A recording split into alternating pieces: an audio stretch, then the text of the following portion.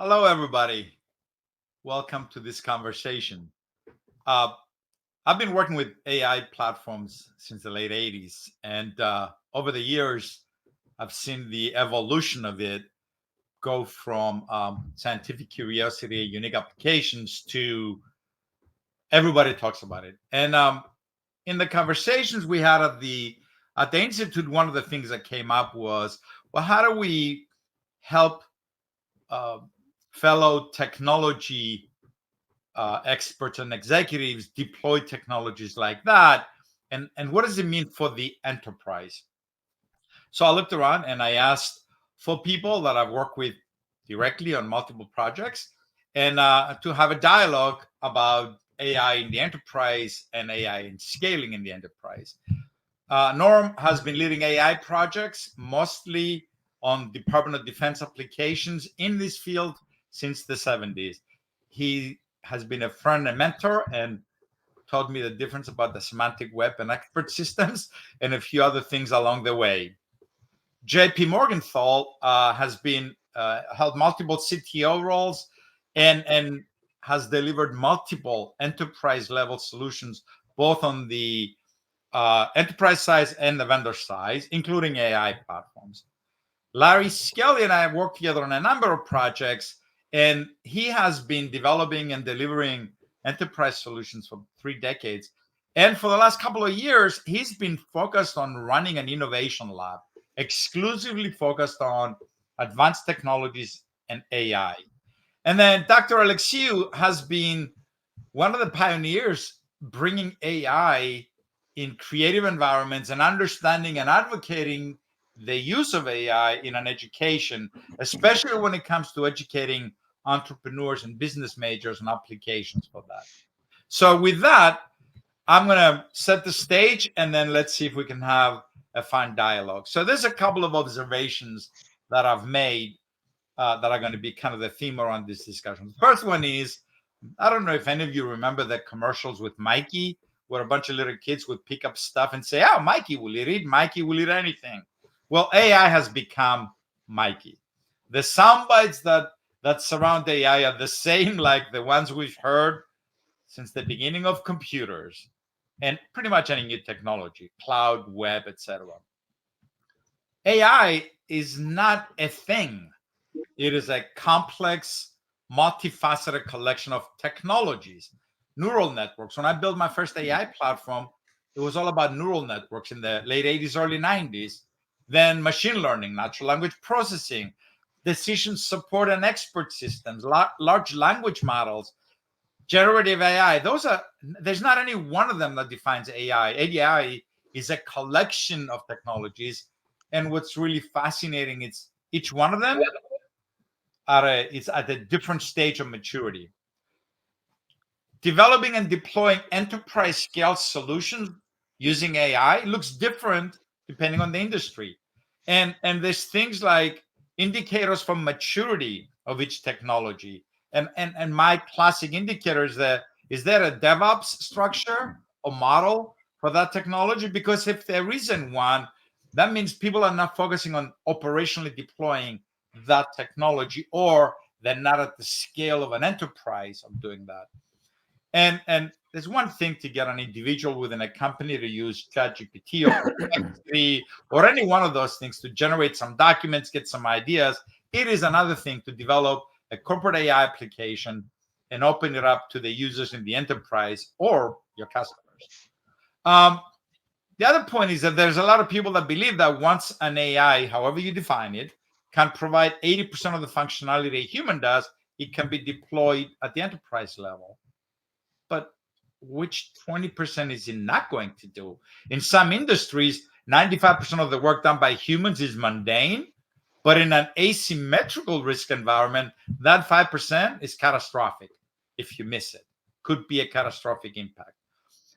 Some of the more advanced technologies, AI technologies, can be a black box, which leads to a trust issue, especially when it comes to real-time decision-making for critical applications, military, medicine, financial transactions. How do you overcome that? And, it's an interesting note from Dr. Seth Lloyd.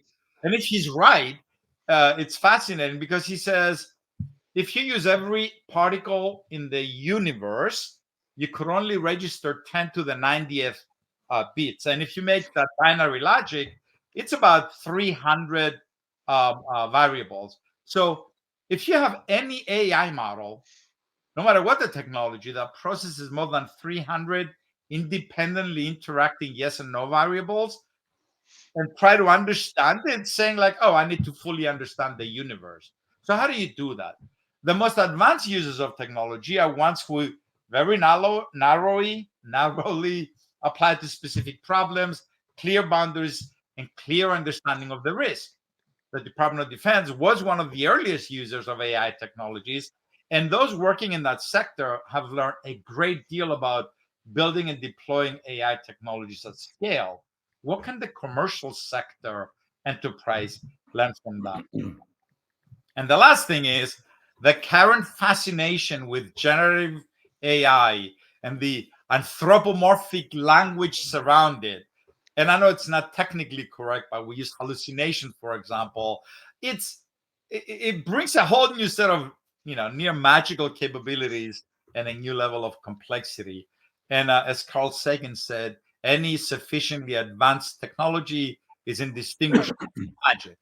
Right. So these are the thoughts that have been floating around as discussion item over the years. So like I said, today's panel is made up with 4 people that I work with each a very distinct area of expertise and a pretty decent background and varied background in developing and deploying technologies. So what I like to do, I like to let them introduce themselves for a couple of minutes each, and then we'll get into a more deeper conversation about some of the issues that surround AI in the enterprise. So Norm, I'll start with you. If you want to spend a couple of minutes, tell us about your background. Sure. So I'm 𝗵𝗲 𝗥𝗶𝗵𝗃. I came out of the aerospace industry, did a lot of work in, the mundane things like flight controls, but then I discovered AI as a tool. And my primary interest in using AI was human AI collaboration and human-centered AI. So I started working on problems in AI probably the late 1970s, and became part of a number of DARPA-sponsored programs and DoD-sponsored programs that continued to enlarge the DevOps and operational envelope of more symbolic type AI systems that are the more classical areas of AI. And I think those areas are somewhat more developed as a result of that. But nonetheless, bringing technology to large scale is challenging no matter what. And we certainly have had all those kinds of challenges, both on the defense side and our efforts to bring that technology into the commercial world. So I'll kind of echo some of the challenges we face. Probably the largest has been adoption, because when you look at the role that AI can play in an organization, you have to be mindful of how much shockwave you're going to create in that organization when you try to introduce that kind of technology. And it's not like the people who work there are just going to say, oh, okay. So, I'm sure there will be some interesting conversations around that subject as we get into this discussion. I'll let you move on, Chuck. Yep. So JP, you want to take a couple of minutes and introduce yourself? Sure. Thank you. I have been in the IT industry for 30 plus years, and I have played in a number of roles: technology management, industry analyst, consultant. But I really think the best description that I've ever come up with to describe my background is technology surfer, because I have been surfing the wave of leading edge technologies going back to the inception of distributed computing, and riding that through all of its various waves that became the internet, became web services, became the cloud, became blockchain, became AI, right? I tend to be at the forefront of the emergence of these technologies, and really understanding the pros and cons and how to implement them in enterprise environments. Very cool. Thank you. Larry? Hey, good morning, folks. Happy to be here. I'm Larry Skelly. I'm a technical fellow at a digital transformation firm called Online. I've been consulting for, as Chuck said, multiple decades, more than a few. Always had my hands in technology, always conceptualizing solutions and building some world-class solutions on a variety of technologies over the years. Wrote code for 25 years or more. Back into writing code now, really enjoying it again. But I run an innovation lab that looks at the novel use of technologies to solve difficult customer business problems. Almost all AI ML, a brief romance with the metaverse, like many of us had, and then Gen AI has really given us something to a new tool that we can do amazing things with. I also consult to clients. I think it's important to stay grounded and to be doing real business and delivering real solutions. So that's where I work with Chuck and others, and try and marry the two worlds together. Thanks, Larry. Costas, Dr. Alexiou. Hi, thank you for having me. My name is Kostas. I'm an associate professor of entrepreneurship at the University of Tampa. So a lot of my exposure to and dealing with artificial intelligence is really at the inception of an organization, at the beginning. Um, I'm also a creative. I produce my own electronic music. I've been a guitarist my whole life. Um, and recently launched a new project that is putting some AI to use in an artistic way. Um, but seeing just sort of all the enthusiasm and excitement around uh, sort of the democratization of some of these artificial intelligence tools um, doesn't really give me a whole lot of choice in whether or not I want to embrace this or not, because my students are using it, and so I have to get up to speed with it and understand what's going on, and help them along in understanding what's going on as they design business models, hopefully that are scalable, in my courses, and also in their writing and the academic concerns and the research concerns. It's sort of really kind of affected all aspects of my professional life. So excited to be here and learn a little bit from all of you experts as well. Thank you, Costas. So, all right, so I'll open the floor. Here's the first question. AI is fuzzy, right? The definition of AI at the enterprise level is kind of fuzzy. So, if we were to try to help our colleagues in this space of defining an enterprise AI project, what would we use? What would be the pieces that would look at and say, okay, that is an enterprise level AI project? And maybe I'll start with Larry, since I know you spent a lot of time thinking about that. So, I mean, I'm a geek, guys. I've been in technology a long time, so I'm going to try and stay away from the technology a little bit and talk about a couple things. I mean, at the enterprise, I think one of our challenges is we need to earn trust. And I look at the trust having two dimensions. One is you need to earn business trust that your solution is going to represent your brand to your customers safely. If you're using it for critical business decisions, that the business is going to trust it. It's going to be explainable. It needs to be factual and not hallucinate. We'll use the word hallucinate, even though it's actually not quite hallucination. Needs to be helpful, harmless, but not too harmless. I get really tired of these models that grovel and try and be harmless and are apologetic. Just give me the straight, tone defeat facts that I want in a business application. And avoid controversy in adversarial positions. So the large foundation model vendors are doing a lot of work on these kind of guardrails, and that's helping. But I'm sure we'll talk a lot about explainability as we go on in this. And the second thing I would say is IT trust. So as professionals building IT systems, we're used to debugging them, seeing them behave transparently. We trust them, and that's still a challenge with models. It's a black box problem. They need to be reliable, deterministic.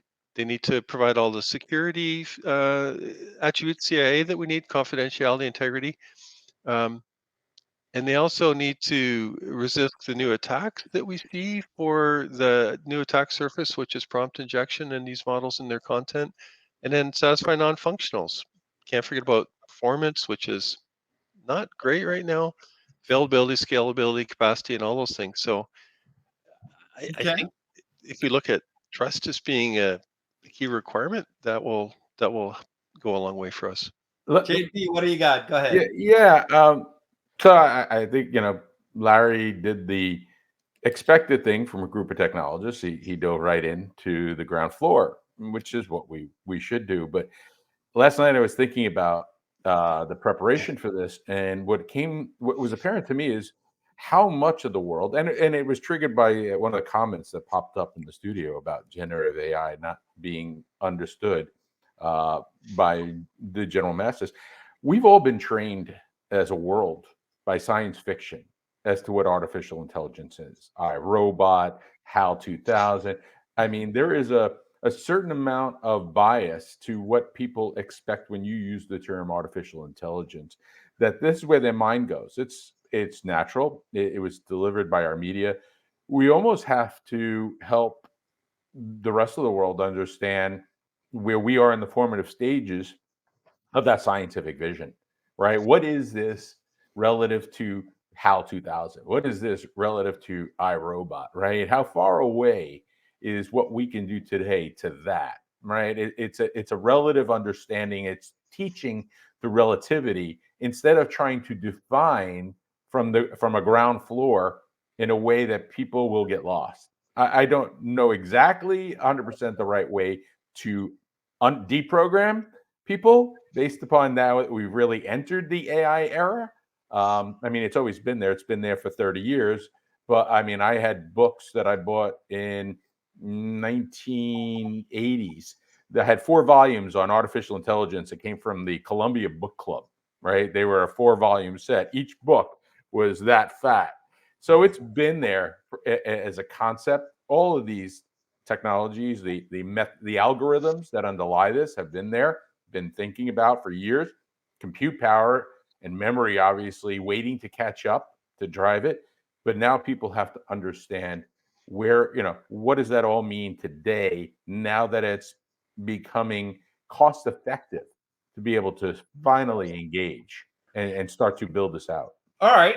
So Norm, that's a neat. I'm sure you have a perspective on that, because you've helped the Department of Defense and military define exactly what that means and how it works. Yeah, certainly. I mean, I think as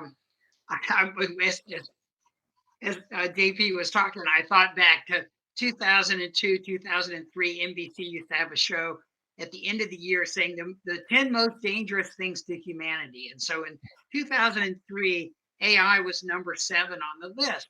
And I wrote a note to my board of directors, because I was running a commercial AI company, and I wrote to my board of directors and said, "Oh, look, we're number 7 on the world's most dangerous stuff."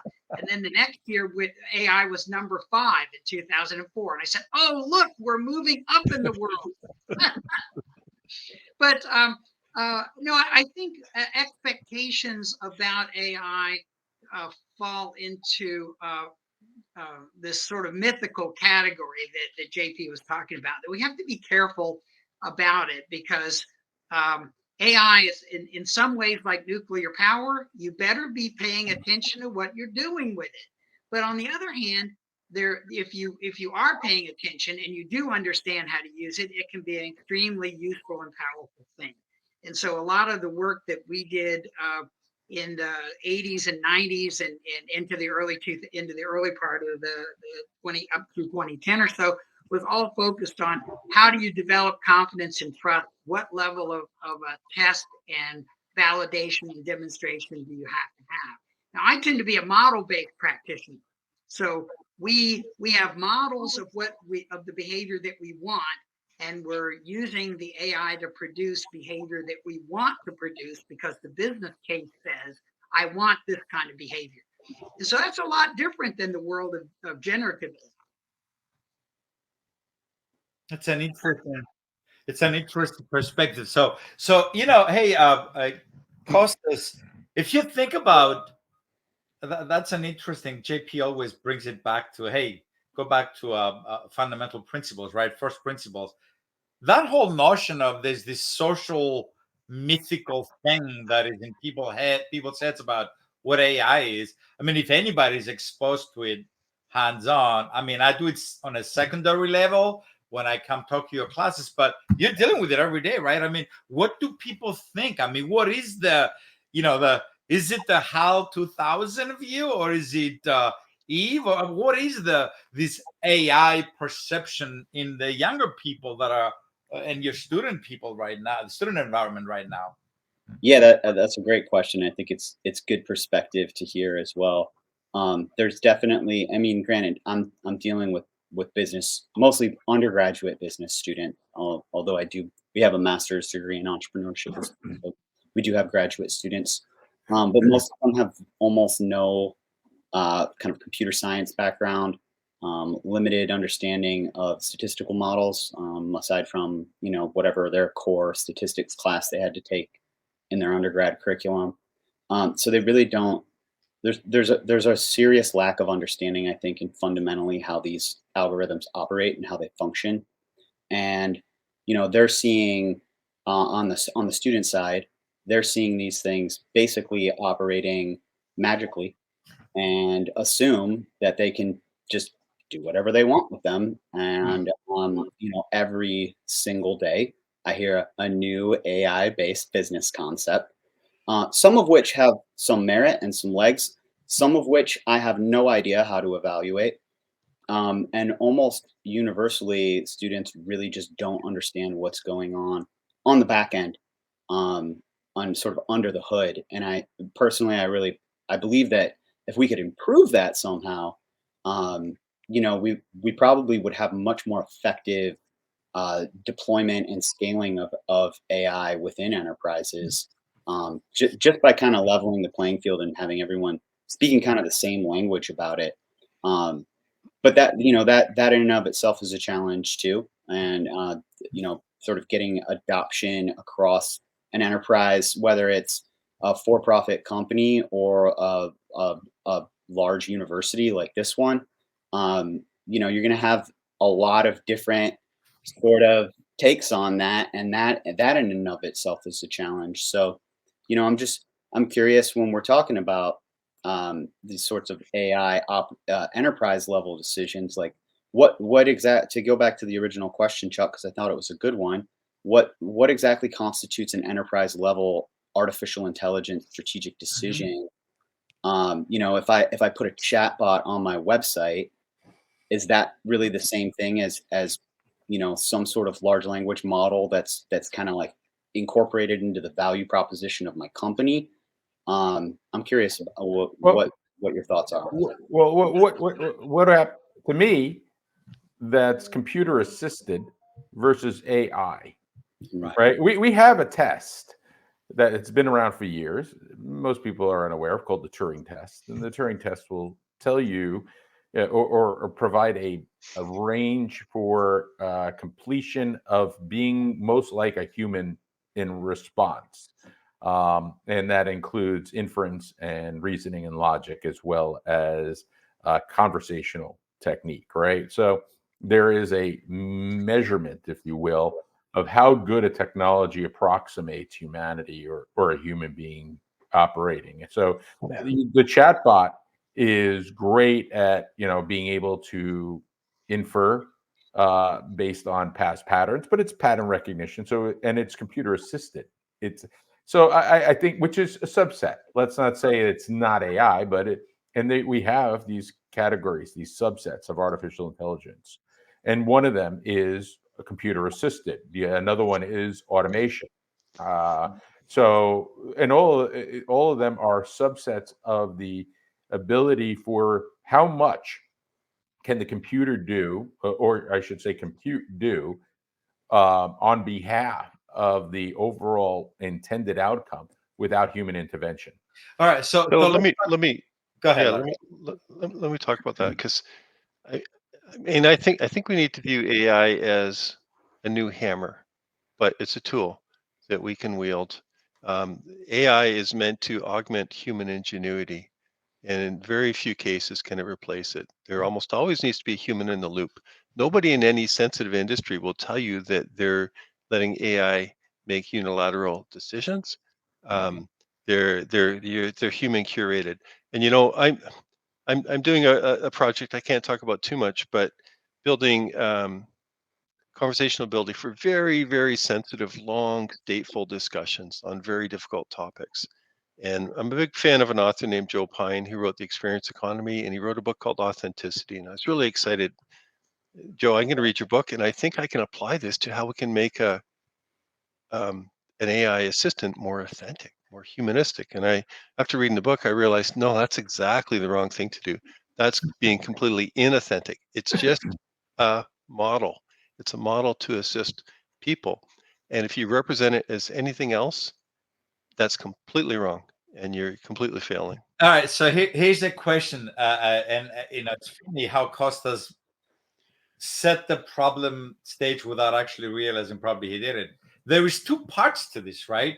There's the interaction model, which is the front end, which LLMs and chatbots and everything else have become extremely sophisticated. And then there's the behind the scenes things that need to happen. I could have a chatbot say, would you like to launch a nuclear missile, Chuck? And I would say, well, yeah, but only hit this target. And it will understand of that. The problem is what happens in the back end.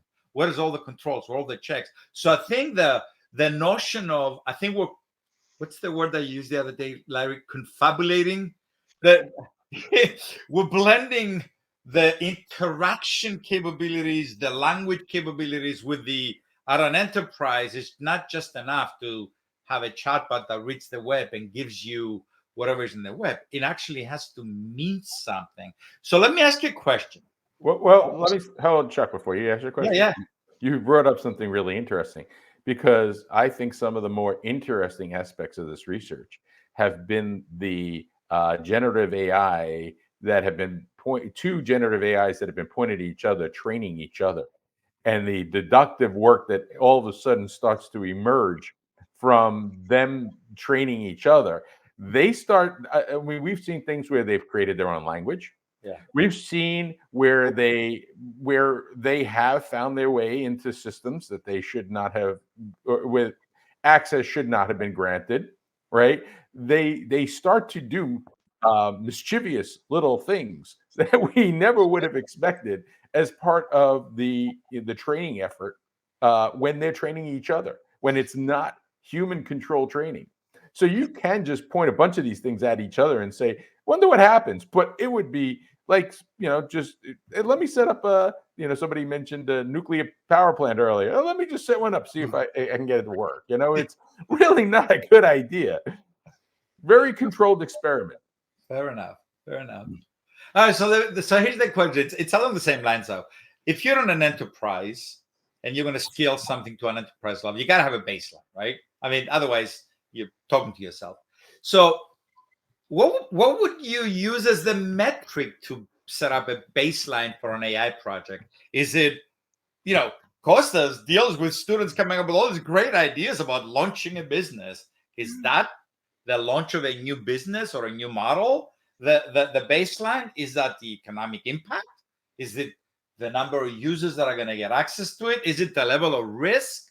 Is it the functionality? I mean, depending on the industry you're in, the baseline model changes, right? So how would you even start a baseline of this is what I'm going to start with and then scale up? What would be the... Well, let me see if I can give you an example from a project that we worked on for one of the largest tour and travel operators in Europe. And the travel industry was beginning to change rather rapidly from a catalog of pre-planned tours, like if you wanted to go to Italy and see the sites in Italy or whatever, they were pre-packaged tours, and all the travel components, hotels, buses, airlines, cruise ships, everything were all organized in these packages, to one in which it was hey, pick from the menu, whatever you want, go wherever you want. And so they wanted to offer this ability to do dynamic travel packaging to their customers.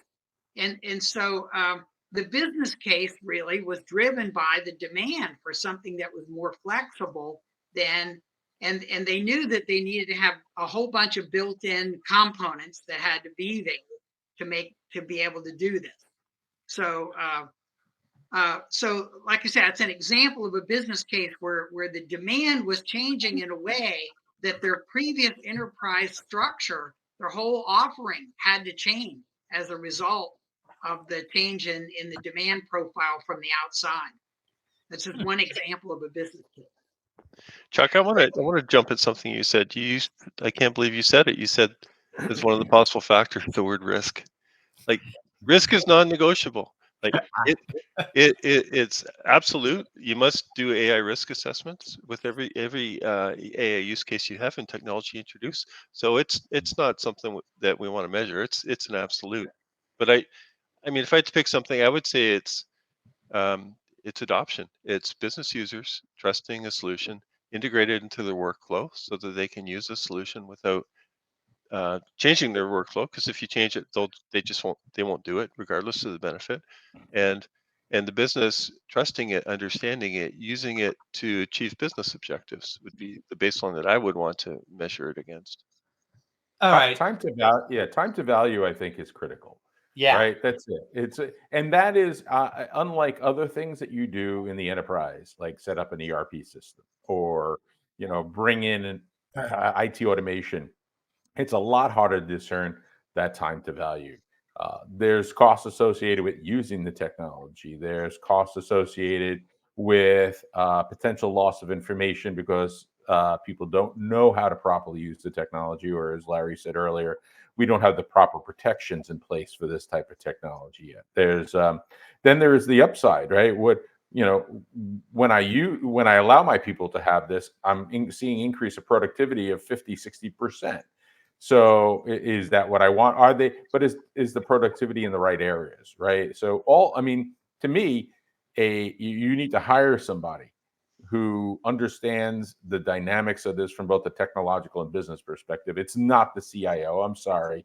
This is a different person than the CIO. Maybe works in tandem with the CIO, but it's somebody who can understand all these attributes and create a model for the business that helps the business understand what's acceptable and what's not right now for this given technology, and maintains that model going forth.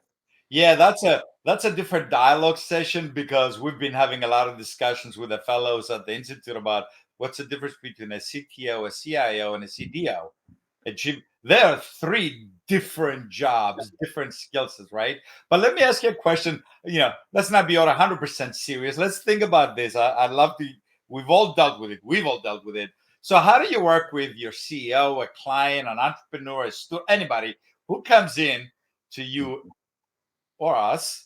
We're builders of technology, we're solution designers, and they say, hey, guess what I did with ChatGPT? And it did this wonderful thing, and I want you to make it enterprise level. I mean, how do you deal with that, right? Because we all get it. I've seen people in Costas's class that say, I am going to use ChatGPT to solve things. I'm like, just because you wrote a prompt and you got an answer, it's not the right thing. I'm sure Larry's seen it where clients are like, well, you should use AI for that. And how do you respond to that? Because to me, that's always fun to have. So just a quick thing. I think Costas used a good word. Gen AI is a great democratizer. Developers need not apply.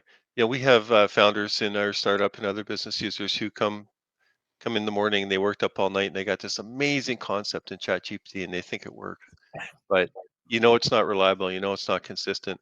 You need to take their hypothesis and prove it or disprove it in the simplest way possible, starting with chat, moving into the sandbox and incrementally building in at something that either proves or disproves their hypothesis. And there's a lot you need to add to it to make it enterprise ready, but even proving that the concept they have is going to function properly in all dimensions that you need to do takes some effort. But I find the people that generate the greatest ideas are the ones that don't have the IT baggage that we've accumulated for our whole career, because their mind's not constrained by, we think, that wouldn't work, that's not possible.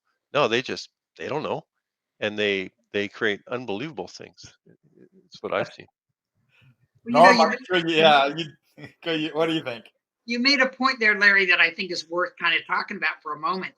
And that is most organizations don't have a technology introduction policy that has the kind of depth and scope that you need in order to introduce a technology as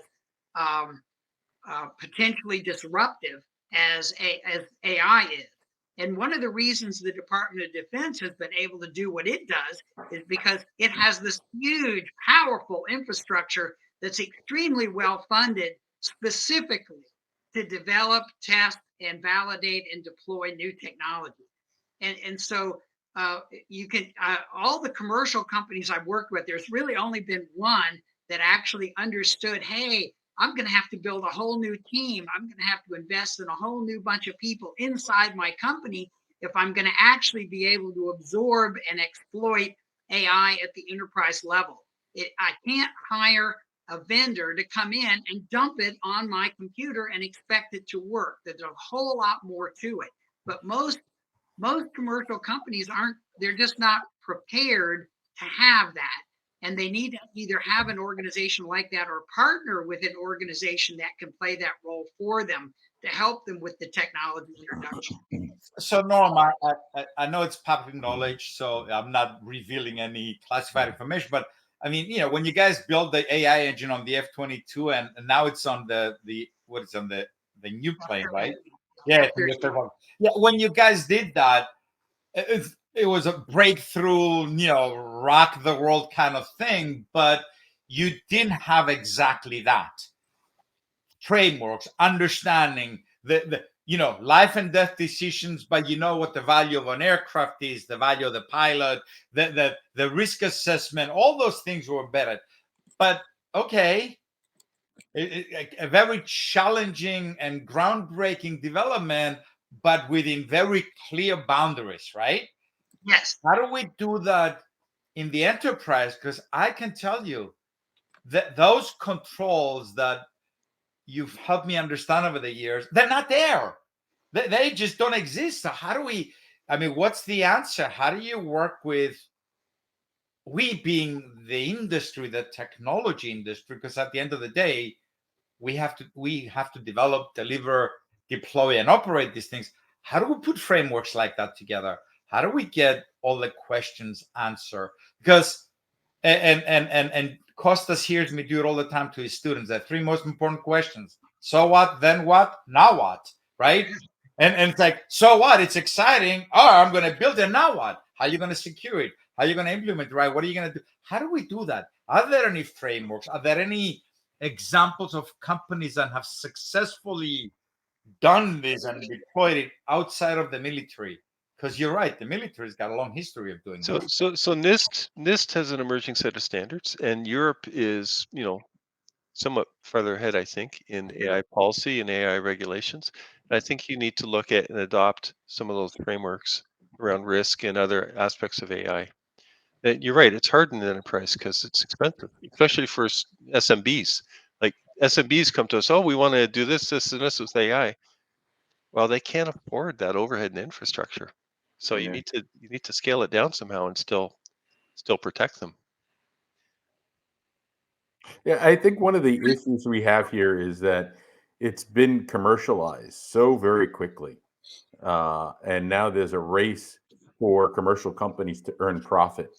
Yeah. And once you have a profit motive, before you have proper protections in place, you increase significantly the risk of the technology being abused, which will, I think, sour the market and increase the number of controls unnecessarily placed on it, rather than it emerging from a place of, like the military, running with NIST and ensuring that, here are the rules that you play by.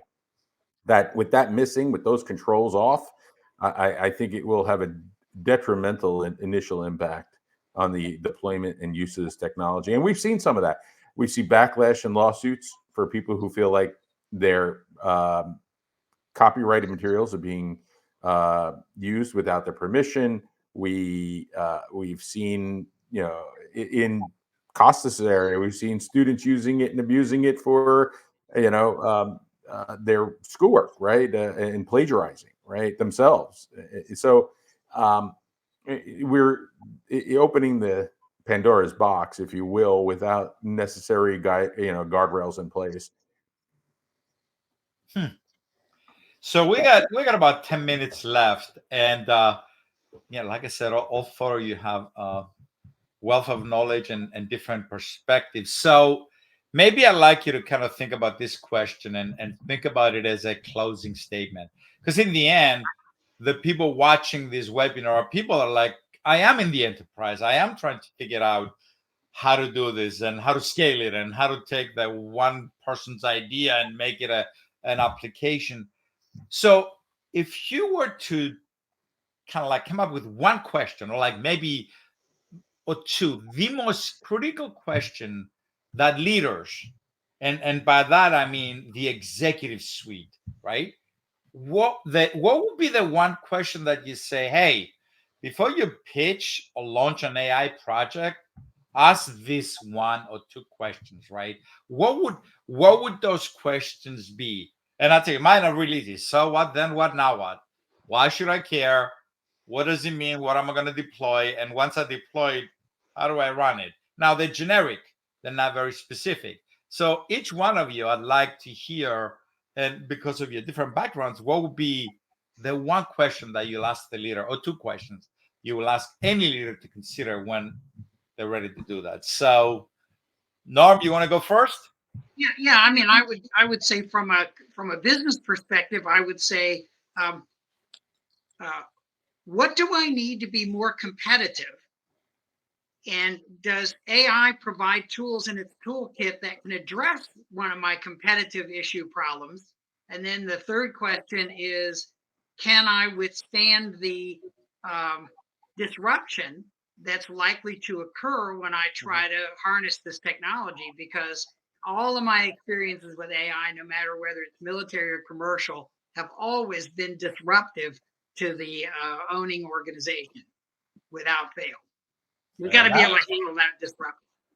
Okay. Costas, you want to go next?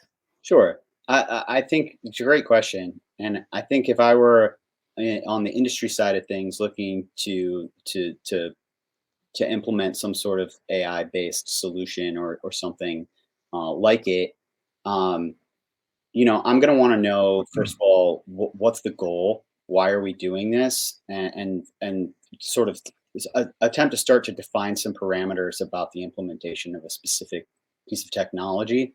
And then also, like, and I get this from my students a lot too, is there's a lot of focus on the technology and what we can do within our organization, so to speak. But does anyone care? Do your customers want it? I think the customer is oftentimes left outside of the conversation. And developing a specific policy on how our organization is and is not going to use these various types of technology based on the goals that we've outlined and what matters most to our key stakeholders, especially our customers. Very cool. Thank you. JP? I mean, for me, it's a 2-page questionnaire, but I think the number one. Okay, can you reduce it to like the top 3 questions? Yeah, right. The number one question I would tell a executive to consider is, what are the likelihood that you're going to end up on the front page of the New York Times? Right. I mean, if that's a real low risk, then okay, we can go to number 2, right, in the flow chart, right? If number 1 is high, you probably shouldn't deal with it. But then realistically, the most important question is it a distraction from what I'm doing now? Because I've seen that a lot. I've seen businesses be distracted from other initiatives, more pragmatic, more, get the business of the day done. I mean, even as big as Google and Amazon, we've seen them, trying to shift ahead of the curve. I'm going to lay off this whole, set of staff and all these people so that I can repopulate and restock my shelves with people who know AI, because I got to get ahead of this thing, right? And what's suffering because of that? What isn't getting done? That was, that's cash cow. That's, or keeping the lights on because you're trying to stay ahead or competitive with others in the industry who you believe, I hate to say this example, it's a bad one, but it's like sex in high school. Everyone thinks everyone else is doing it, right? So it's bad, but and nobody's doing it right. All right, Larry, last but not least, as a closing thoughts. Yeah, so my lab team is tasked with applying novel technologies to change businesses, to radically change them, to disrupt competitors, to open up new markets. And, this is changing so rapidly. I think we have to look at not what's immediately in front of us and we can see with this technology that's obvious, but we have to ask them, what's the most crazy, wild ass idea you can think of that would totally change your business? Like if you could do X, Y, and Z, uh, and completely change your business and disrupt customers, what would that crazy thing be that's on the fringe of the realm of possibility? Because this technology is evolving rapidly.